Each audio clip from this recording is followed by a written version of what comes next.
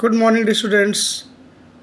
आज हम CA foundation में बिजनेस लॉ सब्जेक्ट के अंतर्गत सेल ऑफ गुड्स एक्ट 1930 में unit number second conditions and warranties में जो एग्ज़ाम ओरिएंटेड एक्सपेक्टेड क्वेश्चंस हैं उनकी लिस्ट को देखेंगे, जो कि आपकी जून 24 एग्ज़ाम और सितंबर 24 एग्ज़ाम में इससे क्वेश्चन आ सकते हैं। तो स्टार्ट करते हैं कि हमारा unit second condition and warranty में कौन कौन से इंपॉर्टेंट टॉपिक हैं जिन्हें हमें देख के एग्ज़ाम में जाना चाहिए। तो चलिए शुरू करते हैं। सेल्स ऑफ गुड्स एक्ट 1930 के अंतर्गत unit second conditions and warranties में जो आपके एग्ज़ाम ओरिएंटेड एक्सपेक्टेड क्वेश्चंस हैं या टॉपिक्स हैं उनको हम डिस्कस करते हैं, जिनसे गो थ्रू होकर आपको जाना है जून 24 के एग्ज़ाम के लिए या जिनका सितंबर 24 का एग्ज़ाम है।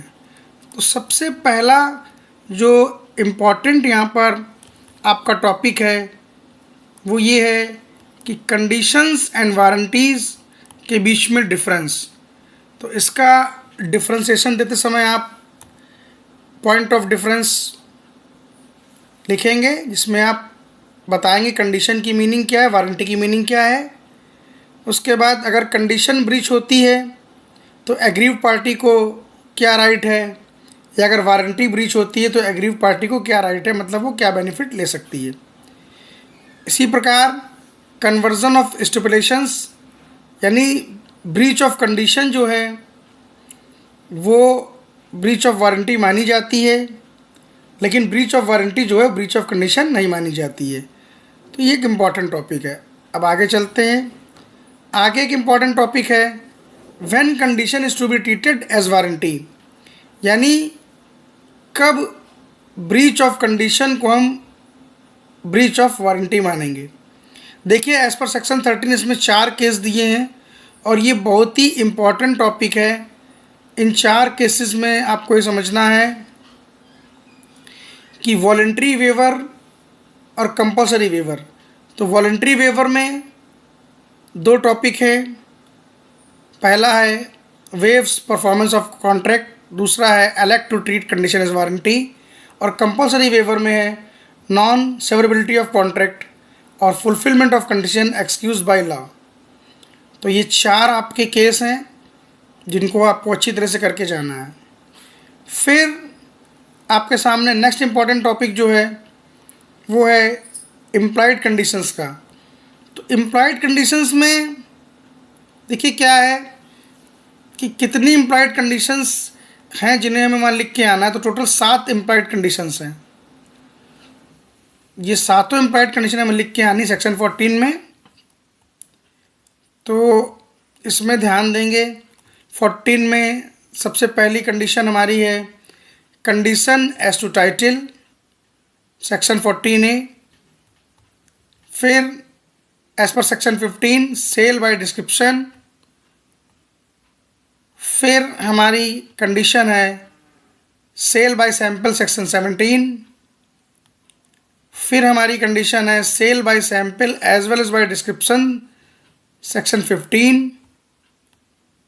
फिर कंडीशन है कंडीशन एज टू क्वालिटी और fitness as per section 16 sub section 1। Next condition हमारी है condition as to merchantability, section 16 sub section 2। तो ये आपकी 6 कंडीशंस हैं और आपकी लास्ट और 7th कंडीशन जो है वो है कंडीशन एज टू होलसमनेस। तो ये इम्पॉर्टेंट है। आपके जो इम्प्लॉयड कंडीशंस हैं, ये 7 इम्प्लॉयड कंडीशंस हैं, इनको आपको प्रॉपरली करके जाना है। इसी प्रकार आगे नेक्स्ट टॉपिक है इम्प्लॉयड वारंटीज़। तो इम्प्लॉयड वारंटीज़ जो हैं इनमें 4 वारंटी की बात की गई है और ये चारों वारंटी इम्प्लॉयड वारंटीज़ में आती हैं। पहली है warranty as to undistributed position, ठीक है, ये आपकी सेक्शन 14 सब सेक्शन B में आती है। फिर उसके बाद आपकी है warranty as to non existence of encumbrance, section 14 sub section C.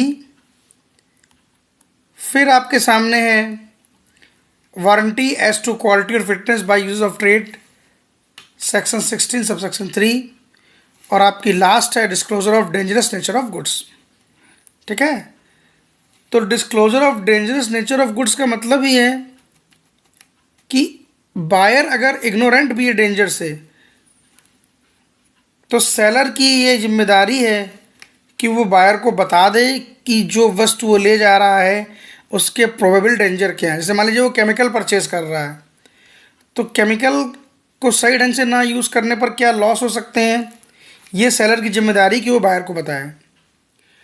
Next important topic आपके सामने जो है वो एग्ज़ाम में काफ़ी इम्पॉर्टेंट है, कैविड इम्पटर।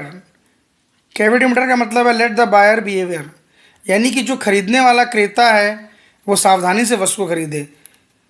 इसके भी 8 रूल हैं, एक्सेप्शन है 8 इसकी, 8 एक्सेप्शन है इसकी, जिनमें कि ये बहुत ही इम्पॉर्टेंट है कि जो सेलर गुड्स बेच रहा है उसमें अगर खरीदने वाला सावधान नहीं है तब भी सेलर की जिम्मेदारी है कि वो गुड्स को सही ढंग से बेचे और सही गुड्स बेचे। तो इसमें पहला एक्सेप्शन है फिटनेस एज टू क्वालिटी और यूज़। ठीक है, तो उसके बाद दूसरा हमारा एक्सेप्शन इसमें है गुड्स परचेज अंडर पेटेंट और ब्रांड नेम। तीसरा है गुड्स सोल्ड बाय डिस्क्रिप्शन। चौथा है गुड्स ऑफ मर्चेंटेबल क्वालिटी। पांचवा है सेल बाय सैंपल। छठा है goods by sample as well as description. और सातवां है ट्रेड यूजेज। और हमारा आठवां एक्सेप्शन है seller actively conceals a defect और इज गिल्टी ऑफ फ्रॉड। तो ये 8 एक्सेप्शंस हैं कैविड इम्पटर रूल के।